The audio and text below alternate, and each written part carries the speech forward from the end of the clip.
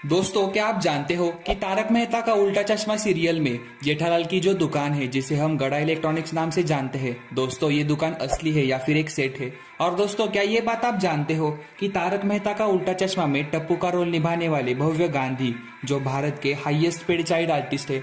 और दोस्तों इतना ही नहीं, क्या आप जानते हो कि शुरुआत में तारक मेहता का उल्टा चश्मा ये सीरियल अय्यर भाई यानी कि तनुज महाशब्द ने लिखी थी।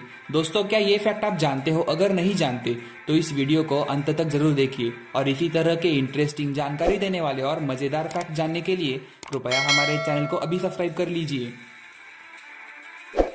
फैक्ट नंबर 10, क्या आप जानते हो कि तारक मेहता का उल्टा चश्मा सीरियल में रोशन सिंह सोढ़ी का रोल निभाने वाले आर्टिस्ट का नाम गुरुचरण सिंह सोढ़ी है। जी हाँ दोस्तों, उस सीरियल में उनके बेटे का नाम गुरुचरण सिंह सोढ़ी दिखाया गया है, लेकिन असलियत में उन्हीं का नाम गुरुचरण सिंह सोढ़ी है। तो दोस्तों, है ना एक इंटरेस्टिंग फैक्ट।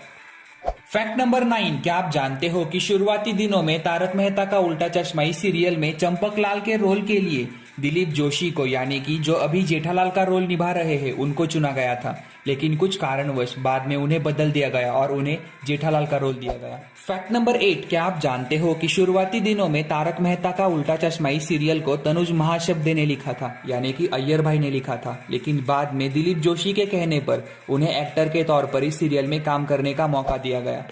फैक्ट नंबर 7, क्या आप जानते हो कि तारक मेहता का उल्टा चश्मा सीरियल में टप्पू का रोल निभाने वाले भव्य गांधी भारत के हाईएस्ट पेड चाइल्ड आर्टिस्ट है। और दोस्तों, वो एक दिन के शुरुआती दिनों में 8,000 रुपये चार्ज करते थे और 2017 के बाद वो 10,000 रुपये पर डे चार्ज करते थे। तो दोस्तों, इसी वजह से वो उस समय में भारत के हाईएस्ट पेड चाइल्ड आर्टिस्ट के तौर पर जाने जाते थे।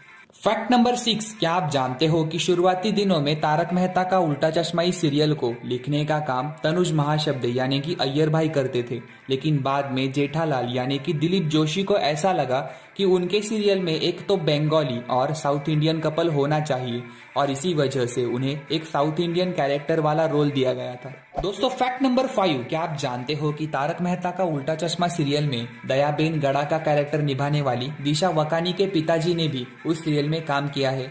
दोस्तों, दरअसल एपिसोड नंबर 1319 में उन्होंने माऊजी छेड़ा नाम के व्यक्ति का कैरेक्टर निभाया है। दोस्तों, फैक्ट नंबर 4, क्या आप जानते हो कि तारक मेहता का उल्टा चश्मा सीरियल की शूटिंग अलग अलग जगह पर होती है, यानी कि हमें जो कंपाउंड और बालकनी का सेट देखने को मिलता है वो अलग जगह पर है और दोस्तों सभी लोगों के फ्लैट अलग जगह पर है, लेकिन दोस्तों टेलीकास्ट इतनी खूबसूरती से किया जाता है कि हमें ऐसा लगता है कि दोनों जगह एक ही है।